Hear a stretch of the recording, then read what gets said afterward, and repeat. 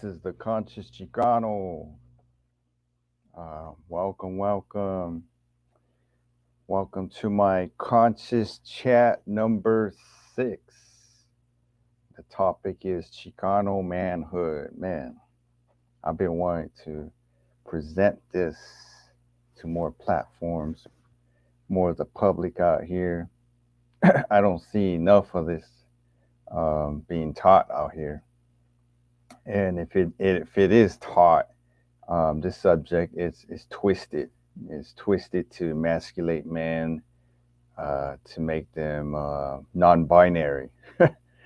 So we got to get this straight. This whole Chicano manhood, get it straight. Literally straight. But welcome to my chat room. This is the Conscious Chicano. Um, I created this channel and I'll be creating more videos on different topics on that conscious tip, right?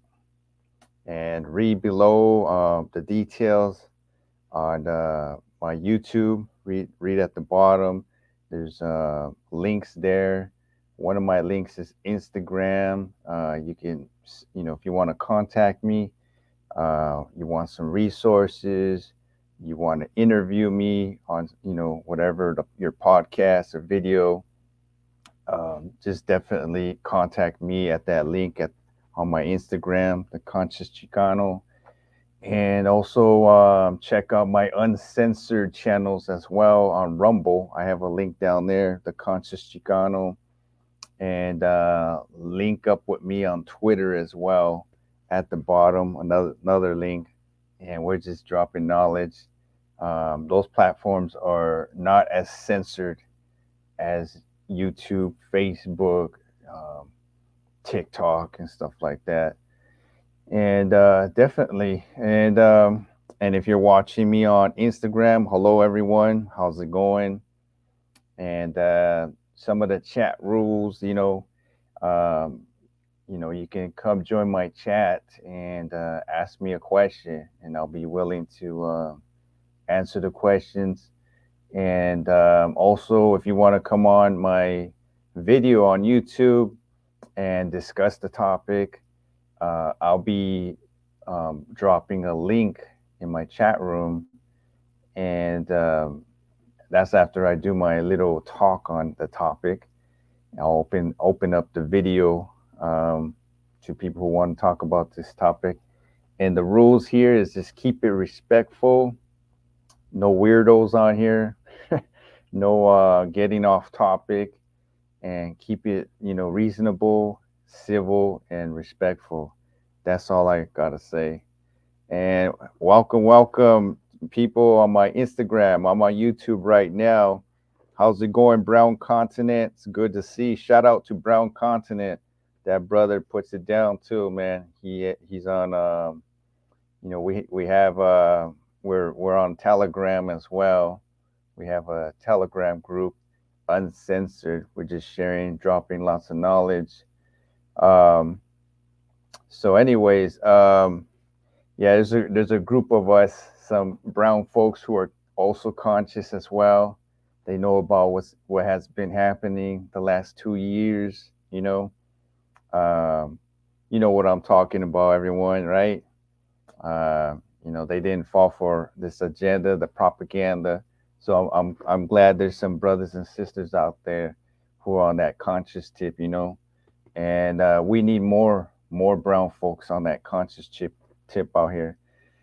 So definitely, let's get to the topic, Chicano manhood, man. I've been on this Chicano manhood for a long time, and I've been promoting it out here. But there was a time where I kind of took a hiatus from the whole Chicano indigenous movement, uh, you know, and sometimes you get too busy, uh, doing a lot of things, and so. But what I see is after I left a lot of the communities out here, I just saw a lot of like all this non-binary nonsense infiltrating, and all this feminism and all that, and I'm like, wow, this is crazy. And I came back and I saw just a lot of people just all all into that, and nowhere did I see anything about Chicano manhood, none of that stuff. All I heard is male bashing, oh, the patriarchy, this and that, men are oppressive, Mexican, Chicano, brown men are oppressive, they're the patriarchy and stuff like that. And so I had to like, hey, wait a minute, this is not cool, it's like, what's up with all this, like, not all of us brown men are oppressive, and there's good brown men out there, and we need to shatter these stereotypes out here, and there's a lot of stereotypes of brown men about brown men out here, and this is what I want to promote: positive manhood, right? Positive heterosexual manhood, right? And there's nothing wrong with that, you know. And we don't hear none of this in Chicano studies. We don't hear none of this in the, a lot of these circles out here in the native Chicano communities. You don't hear hardly any of this stuff, And then when you do hear about it, it has a non-binary twist. They redefine manhood, right? They promote emasculation of men, right?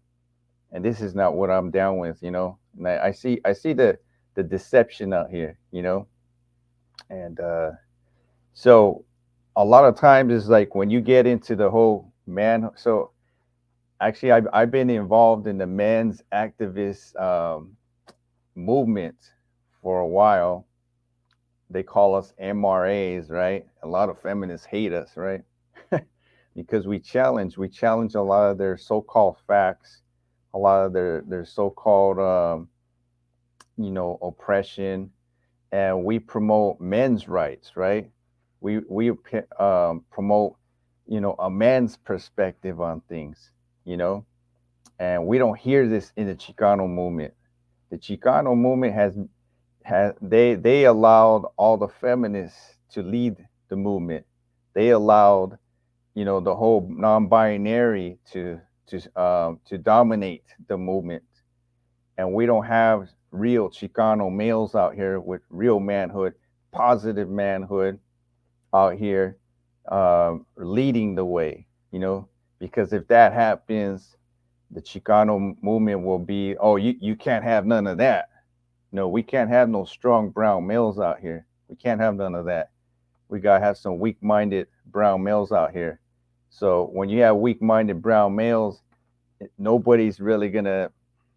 I mean, your movement is it's powerless. It's weak. Vulnerable. And what's interesting is what got me into a lot of this. At one time I was all into feminism because I got indoctrinated by the universities, the school systems, and and so I was like all basically bowing down to the feminists, catering to them, you know. You could call, I was like, just emasculated in some sense, not totally, but you know, like I would just cave in to the feminist opinions out here and so-called facts, you know. And then I started waking up to all this stuff, I was like, wait a minute, where's male empowerment, brown male empowerment? We don't hardly hear any of this. We don't hardly hear any of this in these Chicano movements, in the Chicano studies. There's no course teaching brown masculinity with a heterosexual, um, you know, um, as the focus. All you hear is feminist studies, right? Chicana feminism. That's all you hear most of the time. This is what dominates Chicano studies, Chicano scholarship, all that stuff. The gatekeepers. You know, I know if you want to publish something in Chicano studies, or if you want to be a professor in Chicano studies, You got to cater to the feminists and the non-binaries out there. And if you have a different opinion, oh no, we can't have none of that. We can't publish you. We can't accept your professorship. None of that. This is the control and manipulation, and this is what's actually white supremacy. White supremacy, the colonizing system. What it when the Europeans first came to this continent, they went after the men. They first targeted the men, because if you could target the man, you could just take over the whole nation, destroy the whole nation, enslave the whole nation. You could take the resources, the women, take all of that. Definitely. Um, so yeah, that was the first target, was the brown male, right? During colonization, so, and ever since that, they emasculated the brown male, right? They in a sense, they killed the brown male off, right? They enslaved him, right? And they made him subservient.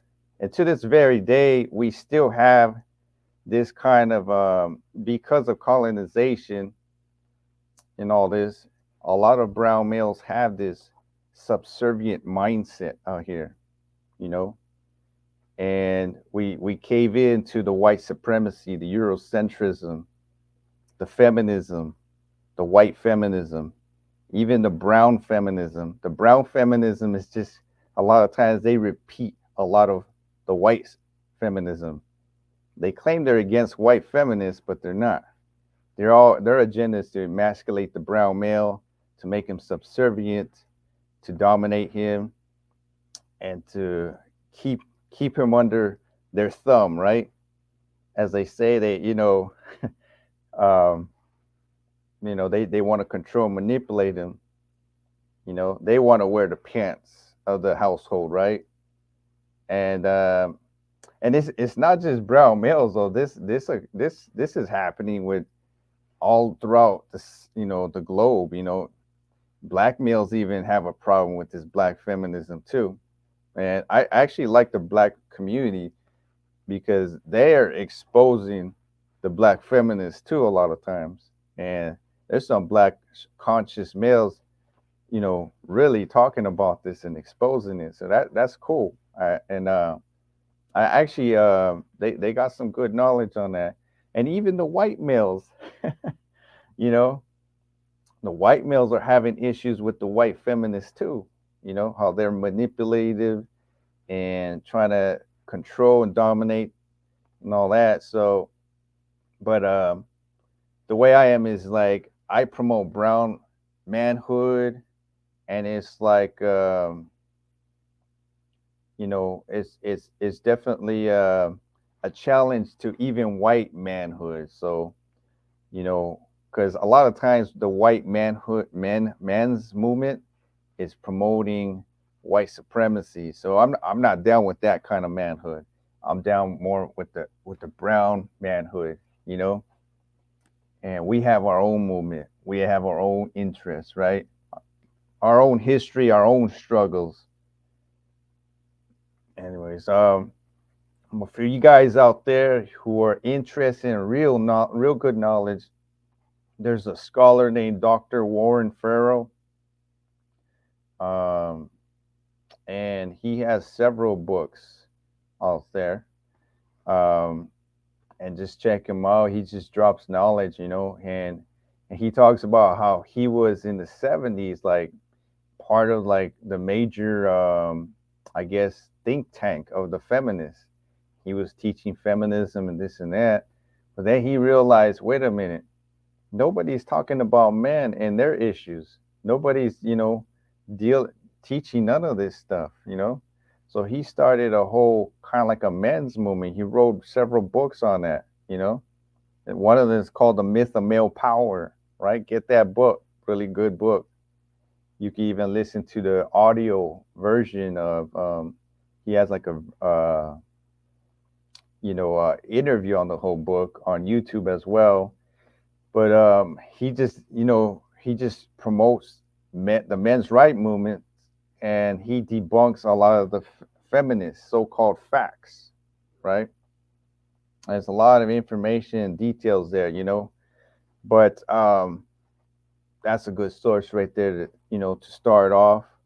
And there's another source. There's even some women who are out here exposing the feminist movement.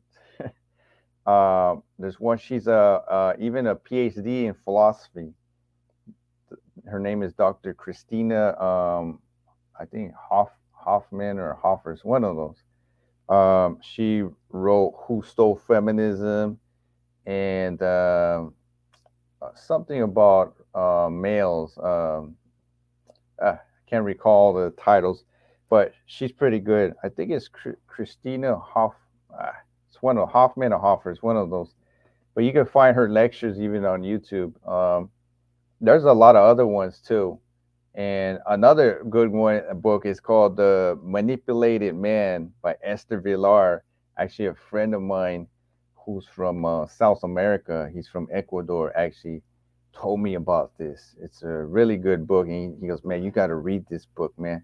This is how the feminists, this is how a lot of women out here manipulate men.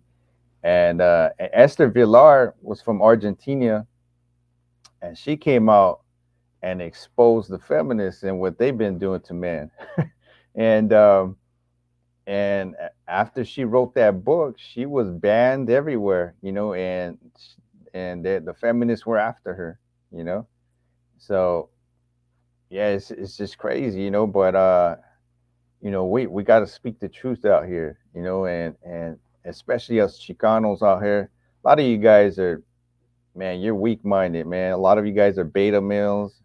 You know, you gotta learn how to be an alpha male. Have your own opinion. Don't let these feminists sway you and manipulate you, and you know you don't have to bow down to their opinions and this and that. You can have your own free thought. And but yeah, those are pretty good sources to start off on. I think just get the Myth of Male Power by Dr. Warren Farrell, and it just dispels a lot of misinformation being taught in feminist studies, and even it applies to Chicano feminism as well.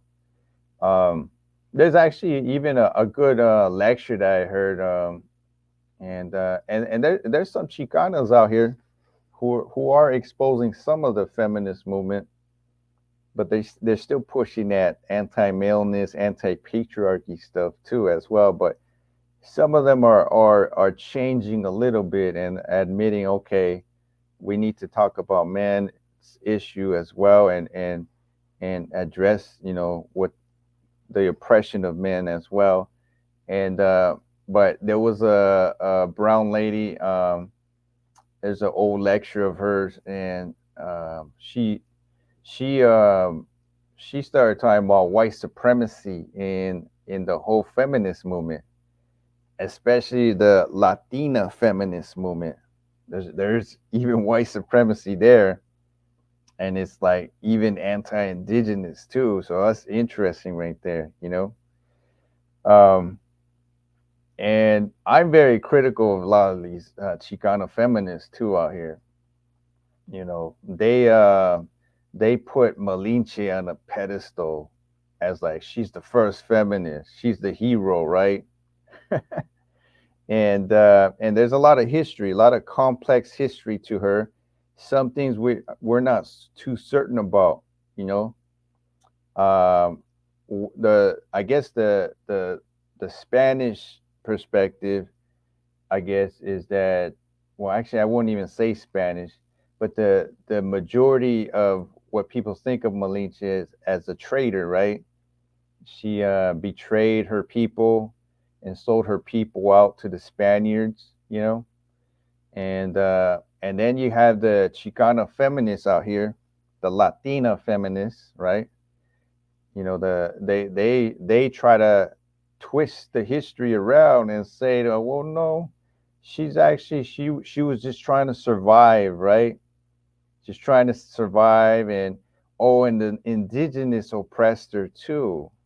So she was, kind of like trying to survive, and she did what she had to do to survive, right? and and my take is on this is that I actually think that the majority actually are correct in some sense, where uh, she did sell out. She sold her people out. Okay. Now, on the Chicano feminist perspective, whether she was oppressed or not, yeah, I mean, concubines did exist in native societies, right? But we can't think of slavery in the sense of like brutality. And although there's natives who did conquer each other and did, like, offerings and enslaved, their enemies in some sense. And but the concubine stuff wasn't as brutal, and it was kind of like workers, right? And you were kind of like a debt servant in some sense. And I'm not promoting any of that, and like I said, I've always say is that native societies were not perfect, right?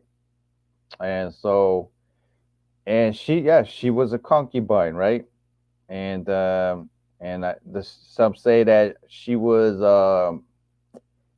sold off or something like that, And I guess one of the histories is that they would sell, they would actually give other concubines a present to, like, say another leader, from another nation, right?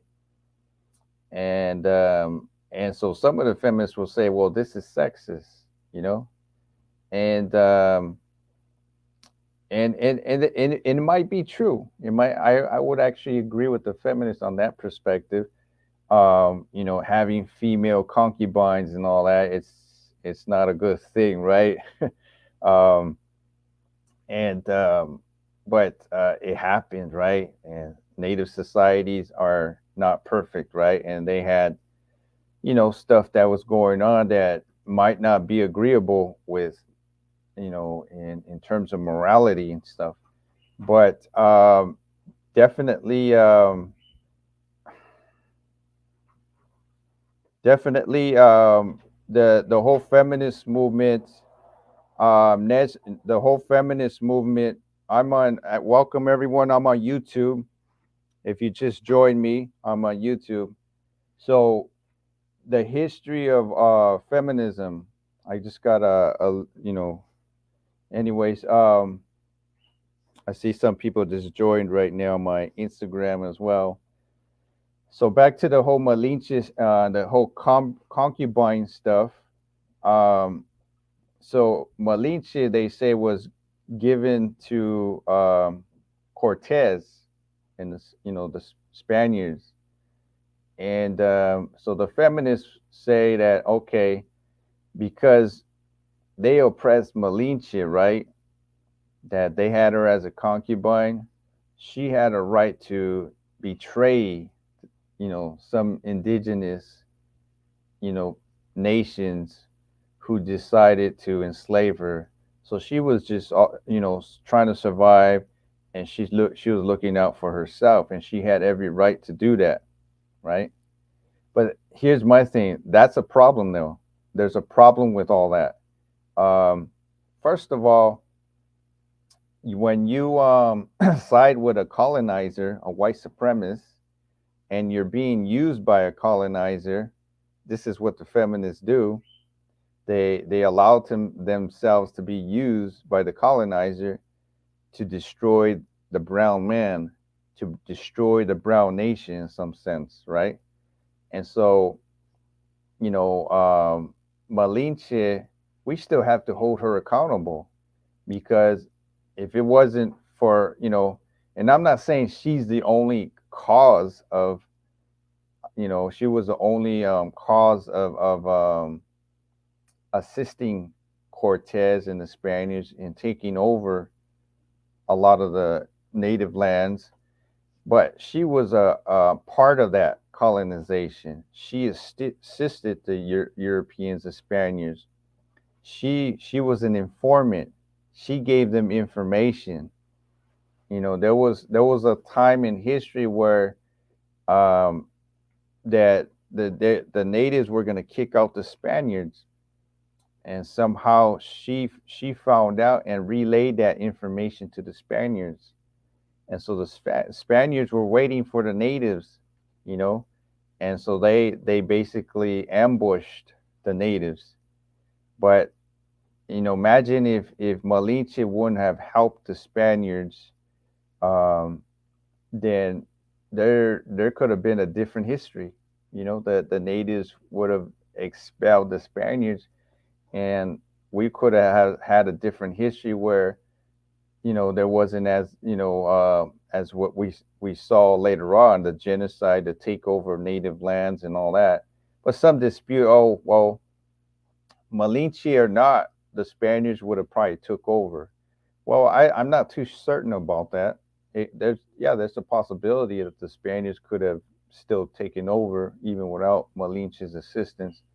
But there could have been another possibility where they could have kept them out, right, and kicked them out. So we have to hold a Malinche accountable and not put her on a pedestal as the first feminist, as the female savior, or the independent woman, you know. But this whole mindset is embodied in the whole Malinche story, right? That Chicano feminist story right there, and this is how the Chicano feminists are, you know. And like Malinche is an opportunist, right? She looks out for herself. Doesn't matter if she steps on her own people, her own men, right? You know. And what about all the victims? Everyone talks about Malinche being the victim, but what about all the victims who were victimized by the Spaniards? You know, all the women who were being raped. You know, and all the women who were enslaved. All the native women. What about them? What about brown males too? Brown males who were enslaved and murdered. You know, and one of the factors is because Malinche assisted the Spaniards. So I'm very skeptical of the Chicano feminist twist to this whole thing, and they put Malinche on a pedestal. We have to hold her accountable, and Malinche shouldn't be a figure of empowerment. You know, she has a complex history, and we have to look at every aspect of the history there. You know, and whether it's true or not too, you know. But we have these Chicana so-called scholars out here, and another one is what is the name? There's some other one. There's a lot of Chicana feminist so-called scholars, and there's even one that goes as far as, oh well, the patriarchy is not just the white European, or it's not just them, but it's also the indigenous man. They oppress women as well, this and that. So, like I said, natives were not perfect, right? And there may have been times where, yeah, there was female concubines, right? But they weren't treated as in terms of like chattel slavery. It was kind of more like, debt bondage in some sense, where, they were allowed to have access to certain resources, status. They would even gain status. um, and yeah, at times there was probably arranged marriages, but arranged marriage exists throughout the world, throughout societies. And so there's actually people who even argue for the benefits of arranged marriage over the modern, approach to marriage out here. Some even argue that arranged traditional marriages even last longer than in, say, in modern societies where, there's a lot of divorce out here. So, but that's a whole different topic right there.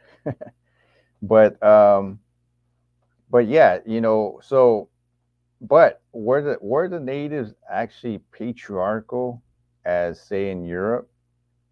Well, I would actually dispute that, challenge that, you know. And matter of fact, women in indigenous societies out here, especially like in Mexico and all that, women were given good status, higher status than white women in Europe, White women were not allowed to be educated in Europe, right?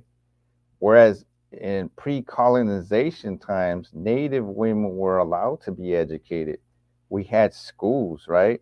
Native schools where men and women were allowed to get educated, you know? And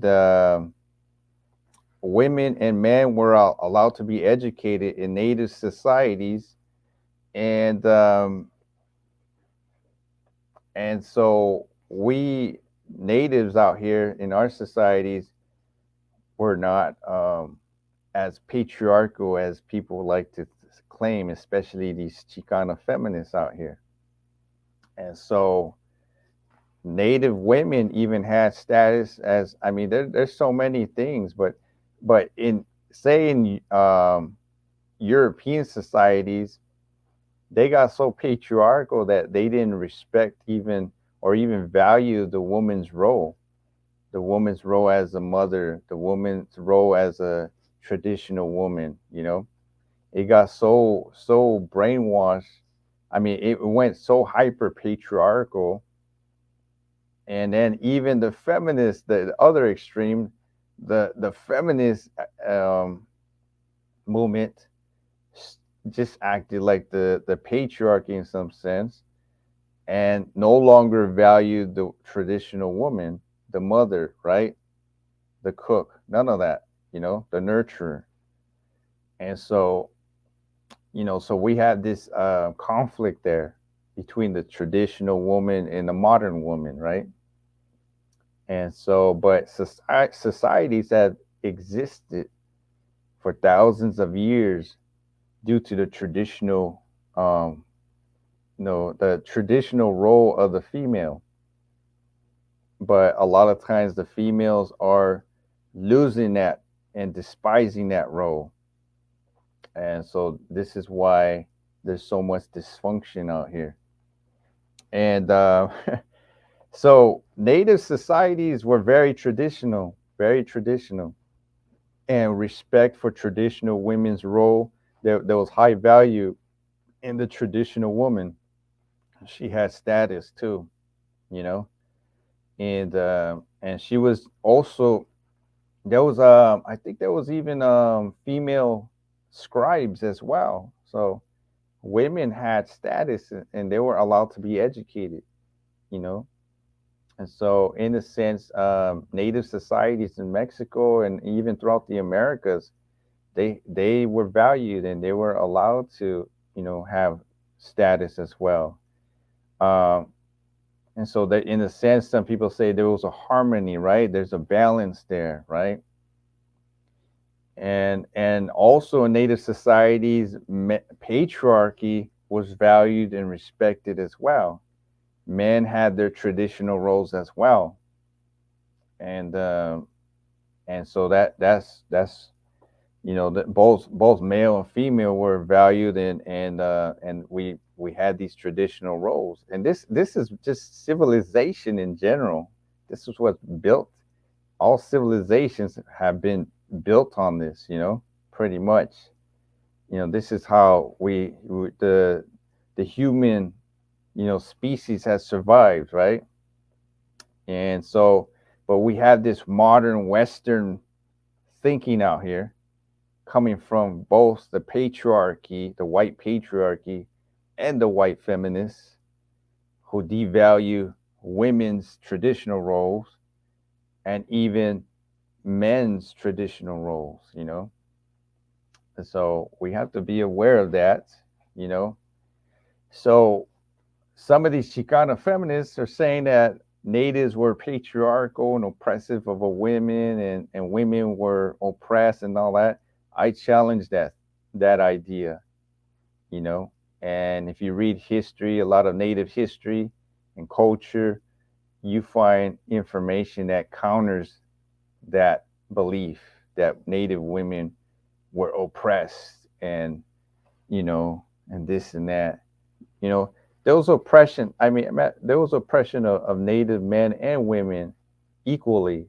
You know, in general at times. You know, of course, it's just human nature to where you have one nation conquering another nation, right? And so what happens when one nation conquers another? Well, you know, the men are oppressed as well as the females, right?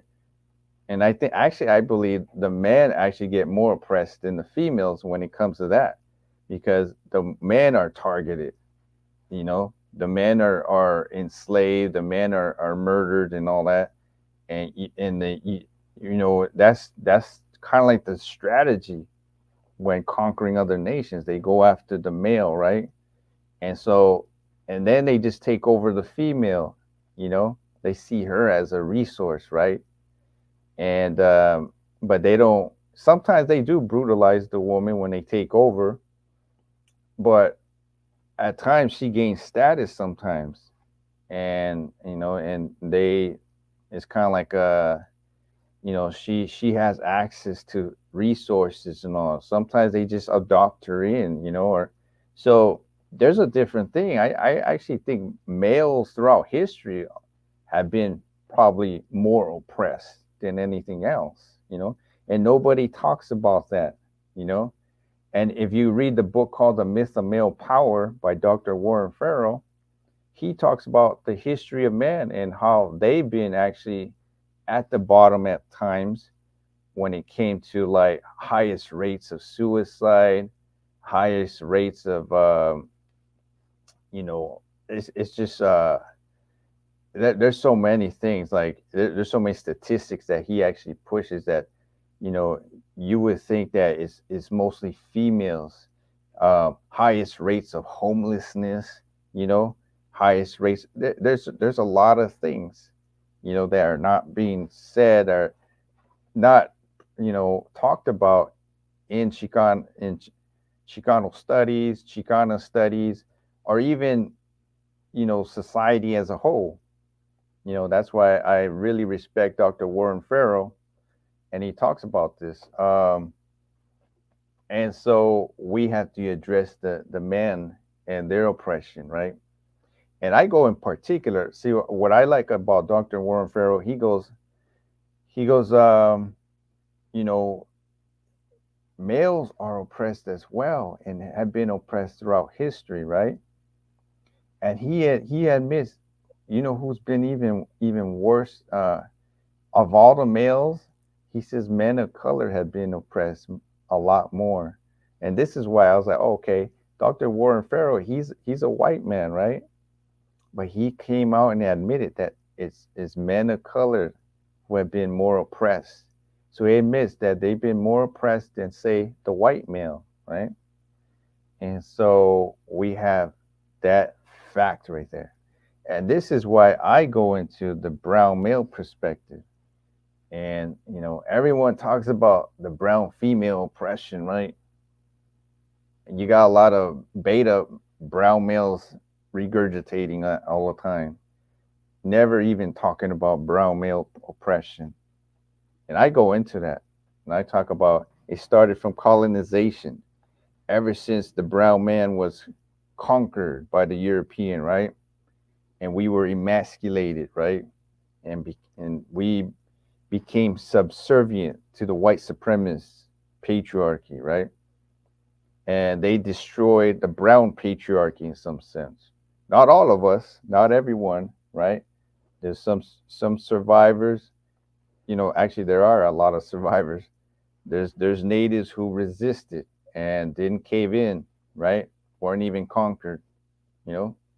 So, but let's see here. But the majority of brown men were conquered, right, and made subservient, and we were put in subservient conditions, made to work for them, right, enslaved, right. This is what you have with a lot of times with many of our brown males are, you know, they're working to build the white supremacist empire, right, just to survive, right. we're the farm workers, we're the cooks, we're the construction workers. We're building a lot of this empires for the white male, right? Who owns a lot of the resources out here in land, right? We don't own our land anymore, right? They took it from us, right? They took our resources. That's why the majority of brown people are poor and broke, right? Just go out in Los Angeles, travel around, look at all the poor communities. It's mostly people of color, especially brown people, you know. But brown males are definitely targeted, you know, and in a sense, females have a privilege in society too, you know. It's not only the white female, but it's also the brown female. You see, like a lot of times, people graduating with PhDs and graduate degrees and all that. Most of them are females, Chicanas out here, right? And you hardly see any Chicano males doing that. There's some of them, but not enough of them, right? And I'm not against Chicanas getting PhDs and graduate degrees and all that and succeeding, right? But I don't see enough of brown males succeeding out here. We become the workers, right? We're working for the man, building his empire, right? And this is why I even promote brown male entrepreneurship. Brown manhood in some sense, empowerment, right? Us brown males need to be conscious, empowered. And a lot of times when you promote brown manhood, you're accused of being a machista, a woman hater, um, and that's not what I'm promoting. That's why I say positive manhood. Positive manhood is like, okay, as a brown male, you take responsibility for yourself, right? To empower yourself, to empower others, the community, to be conscious, right? To be self-constructive, and not to be destructive. And we have this negative manhood, right? This misguided manhood, and it's due to colonialism, right? A lot of times brown males they don't have a man in their life, right? They grew up without a mother, I mean without a father. And so they're looking for a male role model out here. And so what happens is they don't find it in their family, so they see someone in the corner, that looks all masculine and this and that. They see the manhood in the cholo, right? The gang member, right? And this is why I say misguided manhood, right? They see that right there, They see, oh, okay, I'm gonna act all tough and everything. But then they join those gangs. They became a gang member, and they go towards the destructive route, right? They start gang banging on their own people, right? They end up in and out of prison, right? They have dysfunctional relationships with brown females, right? They're over there making babies left and right everywhere, not taking responsibility, right? Not working on themselves in their career or whatever, in poverty. I come across Chicanos that I grew up with in high school, you know. I just came across one a couple of years ago, and I saw him at a store, and he looked different. Even back in high school, you know, uh, I used to ditch and all that, and I started getting into trouble and all that. I used to ditch, and everyone knew each other, right? Who would ditch and didn't like school, and so I would hang around with this guy, and we would ditch all the time. There was a lot of us that would do that. Um, and he I think he was a cholo back then too. And back then I was into the whole tagging scene, right? A tagger. But a lot of us ditchers would we became friends, right? We didn't like following the school system, right? And so I met him a long time ago, and then I just came across him at a store, and he's all tatted up, all hardcore, looking like a prison guy, right? And I go, hey man, hey, what's up, man? I haven't seen you in a long time. And like he's like, yeah, he said, I just came out of prison. I'm like, oh wow, crazy. And he goes, yeah, I'm going back in. I'm like, oh yeah, yeah.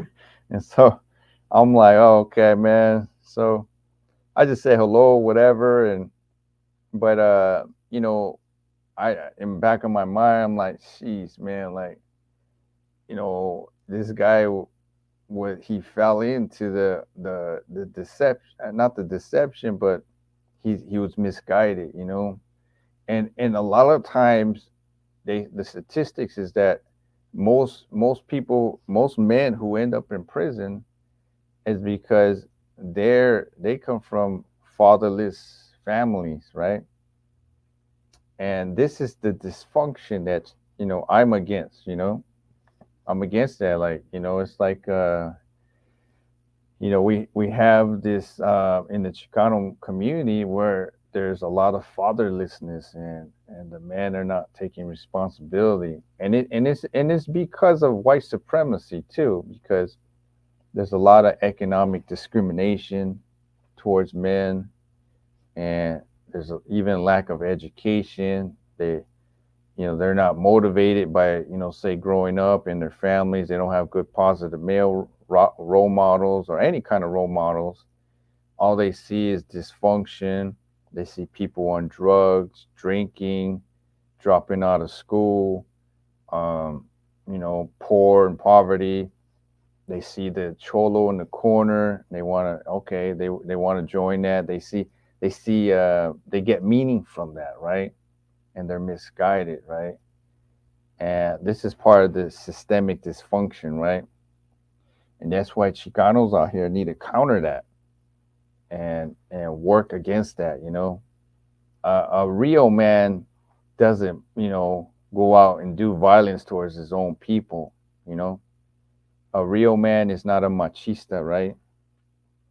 A real man takes responsibility, you know, and makes a change in his family, makes a change with himself in society, and works on his success, right? You know, that's the key right there. That's real positive manhood, you know? And,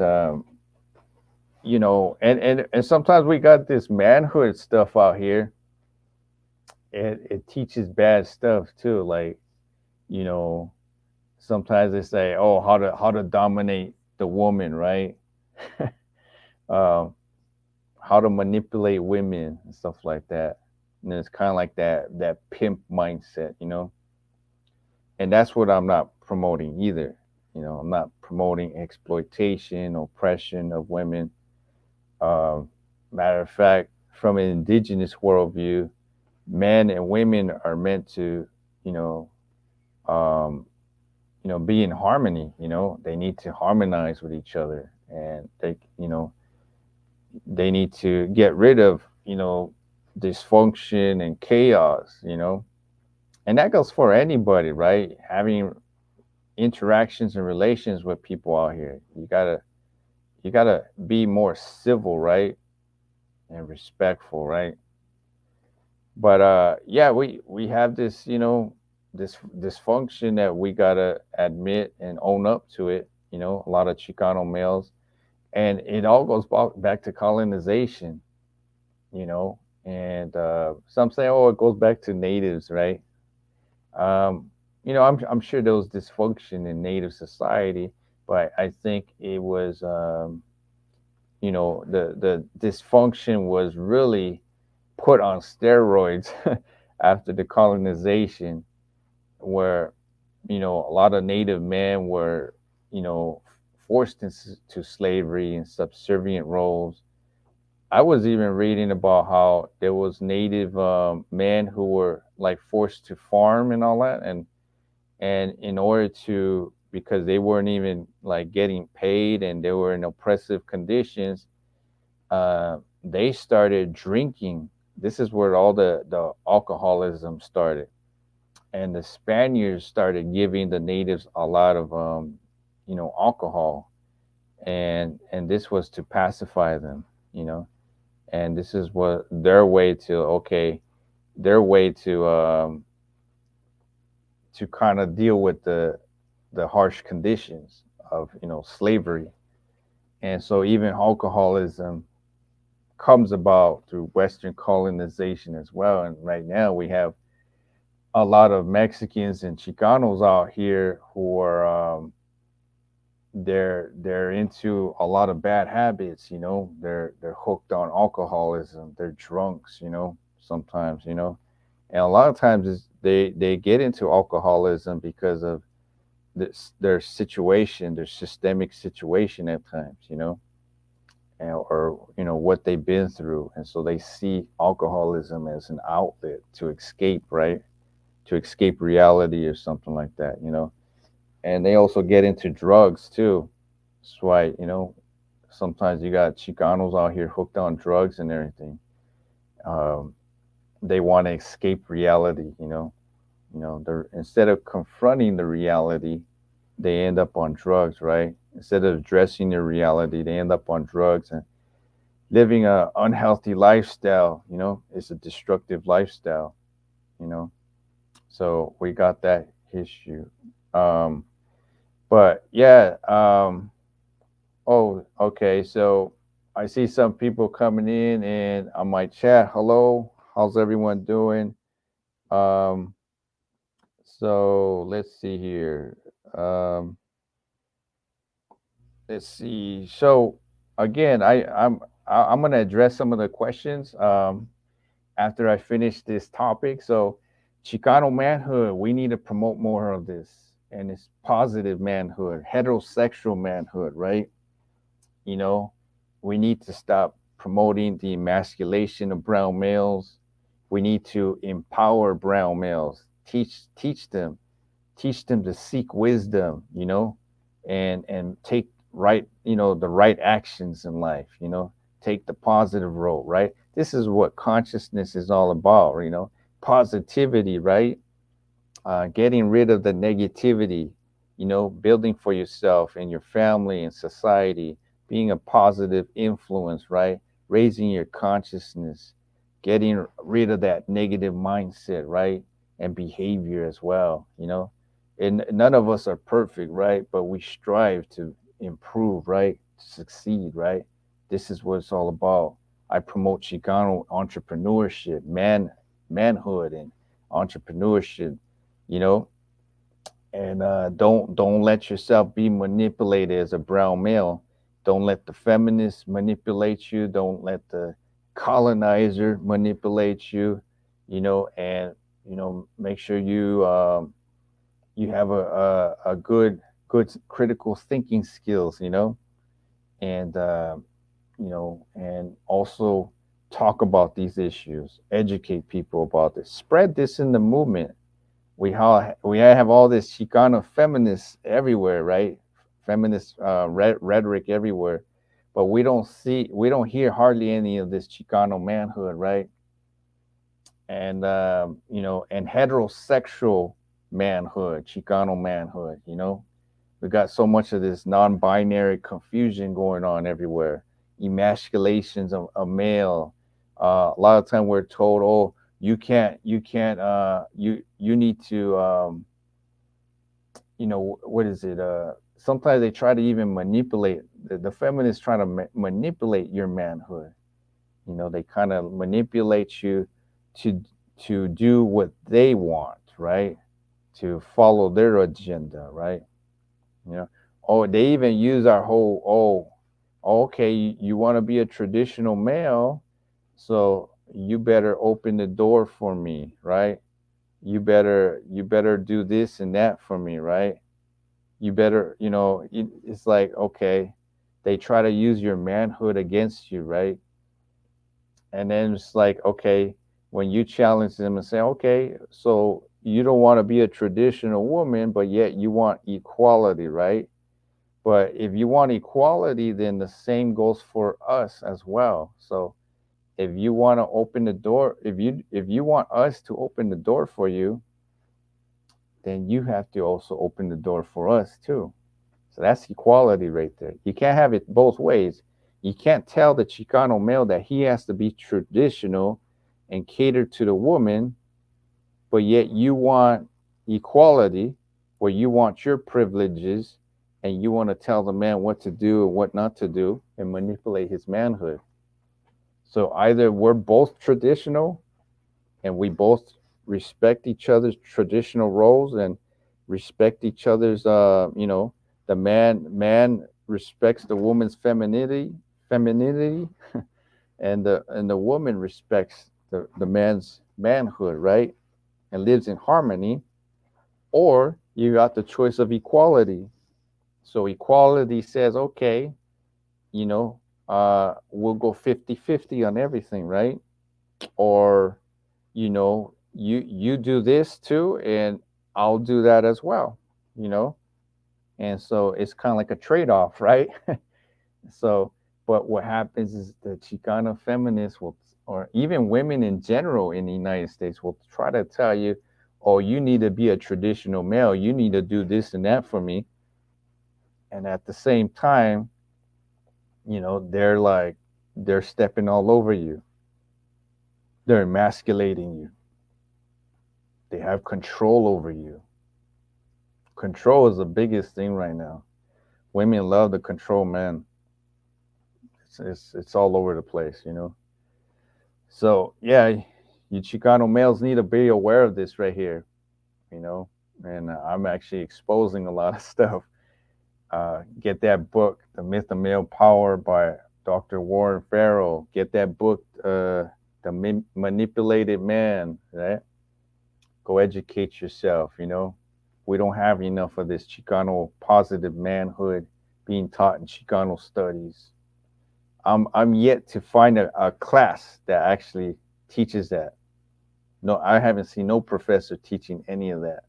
You know, Chicano manhood definitely challenges the white patriarchy, and even challenges the white female.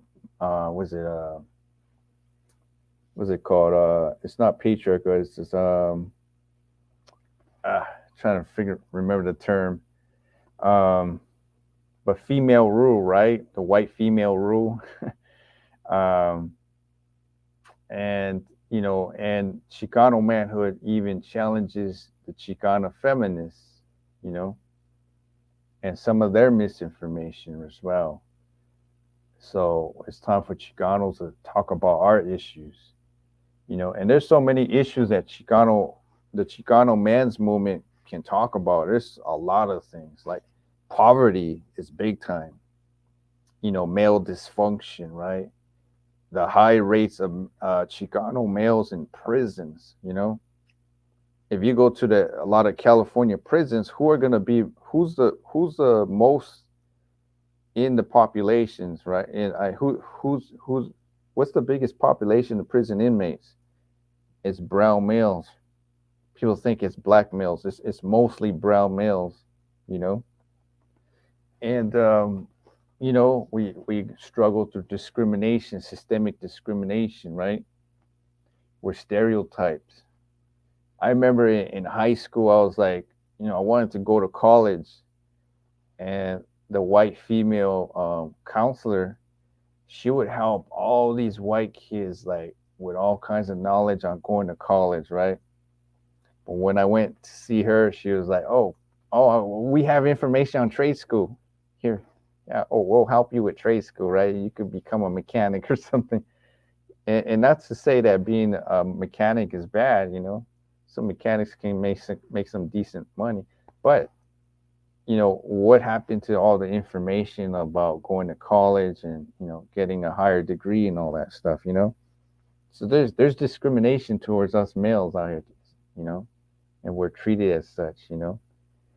And so we could talk about systemic racism, discrimination, poverty, lack of male role models, lack of fathers, you know, um, lack of education, And even Chicano males being targeted to join the military industrial complex, right? The white supremacist military industrial complex. Most of us brown males are targeted. We're recruited, right? They were trying to recruit me when I was in high school, trying to recruit me. And what happens is a lot of brown males are like put in the front lines, right? And they use our bodies for their agendas, right? For their imperialism. And then we come back to society, and a lot of us are like, we don't have, the resources that we thought we were going to be given, I come across, I know some Chicano males who went to the military and then he came back and now they're homeless, you know. And so that whole military industrial complex even brainwashes people, and they adopt a white supremacist mindset, imperialist mindset, right? And they get traumatized too.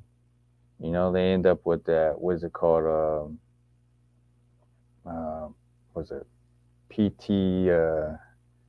SD or something like that, post traumatic, something like that. I keep forgetting terms at times, but anyways, it's because I memorize so much, a lot of stuff. So sometimes you forget things. But PTSD, yeah, that's what it is. So here's the thing: Chicanos go through a lot, and nobody's talking about that. Chicano males, you know, and we need to talk about these dysfunctions, and it stems a lot from colonization. And I think part of the whole indigenous decolonization, Chicano movement, all that, we need to start putting positive manhood, brown manhood at the forefront now. It's time to bring that back. We let everybody else infiltrate our movement, right? The non-binaries, the feminists, and all that. They dominate the rhetoric. Where's the Chicano manhood right here? The positive heterosexual manhood, right? Where's all that? You hardly hear of that. There's no research on that, hardly. No books on that, right? No professors teaching this stuff, right? There's no classes being offered on this, right? So we need to address brown male issues, you know, definitely. The brown man has been colonized. He's been through a lot, right? Even to understand why he's even dysfunctional. There's a whole history of it. There's even systemic conditions as well, you know. Uh, so, and we gotta, work on the future generations, yeah, of other males, brown males out here. You know, you see other brown males who are misguided, who are going through stuff, right? Don't, if you're a brown male out there and you're on this conscious positive tip, go up to them and start talking to them, see where they're at, right? If you have the resources, help them out, you know? If you don't have resources, at least give them some wisdom, some empowering wisdom, I see a lot of these Chicanas, they're empowering women everywhere, right? You know, but we don't see men, Chicano males out here empowering men. I see some groups out there. I forgot this guy's name, but he's using, I guess, the native approach, I guess, to healing and manhood and stuff. That's cool, But my thing is this: it's like some of these men's groups out here, they're promoting this non-binary stuff. They're promoting the emasculation of man. You know, we need to stop doing this stuff. We need to start promoting Chicano manhood in our communities, in the institutions, in scholarship, in the social media, all that. You know, where do you see Chicano males out here promoting Chicano manhood? Where? I hardly see any of that. Where is that? Where is that? Every time I come across social media out here, I just see feminist perspectives, those whole non-binary perspective. or I just see a bunch of ignorance and stupidity out here, bunch of nonsense, right? Nobody's talking about real issues out here, or even Chicano men's issues. So, anyways, I think I'm going to end this topic here and let me address some of the questions or maybe some of the comments said in my chat. And let's see here. If you want to join me in this discussion on video, say I want to join, type that up in the chat, and make sure you follow the chat rules below. And I have chat rules. Stick to the topic. No weirdos, right? And keep it respectful, civil, right? And and definitely, add to the whole topic, Chicano manhood, and don't come out with some negative stuff either. It has to be positive. So if you want to join me on video and dialogue, definitely say invite me. Type that up. But let me read some of the comments here. Hopefully, no weirdos showed up. Otherwise, I'm gonna have to ban them. So, let's see here. Um,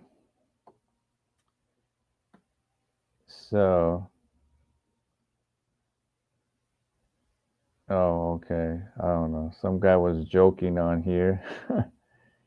um, uh, yeah, just people writing their comments here. Uh, Okay, I guess nobody really came out with good questions here. Just one person, I don't know, this has a weird name. Sometimes people make up YouTube profiles and then they go over there and say some weird comments or nonsense. I heard from another conscious guy that there's even government agents on the social media platforms, and they just come on and just like kind of heckle people and just to try to throw them off or cause drama and chaos. So I'm aware of that. I'm aware that there's infiltrators. They don't like a strong brown male promoting any positivity in the community. So I'm aware of that. So uh, just be I see you guys. Anyways, so this some person with a weird profile is said, what is Chicano? So I don't know where this person's coming from. Um, so that's just some basic information, man. Like Chicano as an identity is someone who's of Mexican descent, was born in the United States, and a lot of times us brown folks who are born in the United States, we go to Mexico and they don't really accept us, right? They say, "Oh, this guy's a pocho, right? He's a gringo, whatever." So even Lalo Guerrero, famous Chicano musician, he even explained that too. And also the United States, when people think of American and stuff like that, they usually think of a white Anglo, right? And so us brown folks are not really accepted as being American, or where we don't comply to the American, mindset and politics and values at times. So we have our own identity, and we created our own identity, and this is what we did. We created Chicano, right? And this is why I promote Chicano manhood. And this is for brown men who are of a Mexican descent, who are born in the United States, and they take up a conscious activist mindset, and lifestyle, and there's a whole history of the Chicano movement in the '60s and '70s, and a lot of us call ourselves Chicanos. Now, there's different people have different takes on the origin of the word Chicano. Um, there's a old, I think, Disterno map that has a place called Chicana, and that's interesting. Um, I think Jack D. Forbes in his book Aztecas del Norte talks about Chicano is like kind of like a it's kind of like a it's pronounced Chicano, but it's kind of like a derivation of Mexicano and even the Nahuatl word Mexica, right? So the word Mexican comes from the word Mexica, which is a Nahuatl indigenous word, and the Spaniards started calling us Mexicano, right? Mexicano, because they didn't pronounce the X with a SH, they pronounced the X with a CH, right? Mexicano. And then I think at one time they were spelling it with an X, so some um, they couldn't pronounce the X with a SH, um, and so they started calling saying Chicano, right? So there's kind of like a derivation of that. But the origins is a native word, you know, comes from, Mexica, Mexicano, Mexican, Chicano. A lot of that's all, interrelated in terms of the etymology there and history. It might not be precisely the exact derivation, but it evolved into that. So some people, that's a possible history there that of the origins of the word Chicano. So just a little bit on Chicano. If you guys don't know what Chicano is, go look up some Chicano studies. You'll find it at your universities and everything. There's even books on it. You know, Chicano books. Go read some history on that, or even watch like a PBS Chicano documentary, and they talk about Chicano history. And culture and politics, and there's a lot of that. And we have our own identity, our history, our culture, and even our own studies. But I'm addressing the whole Chicano manhood right here that nobody really talks about. You don't see hardly any of this even mentioned in the academia, research, social media, the circles, the little circles out here, and the Chicano circles out here. We hardly hear any of that. But anyways, I guess nobody wanted to join me on video to talk about this.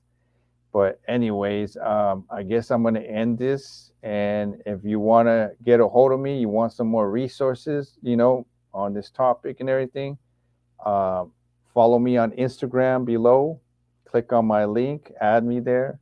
Also, if you want to visit some uncensored information, YouTube, Facebook, TikTok, they all censor you if you drop knowledge. I've been censored a lot of times. And just go click on my Rumble account. Just watch all those videos. There's a bunch of pages with those videos. Um, Uncensored truth and knowledge there. And also find me on Twitter. Click on my Twitter. And I'm always sharing information or saying stuff as well. So we're not as censored on those platforms as well. And just raise your consciousness, man. If you're barely getting into it, get started, and start teaching this, spreading this knowledge, have an impact on society and our culture. That's why I promote Chicano manhood. Somebody has to step up to the plate because I don't see hardly any Chicanos doing any of this. Hardly any of that.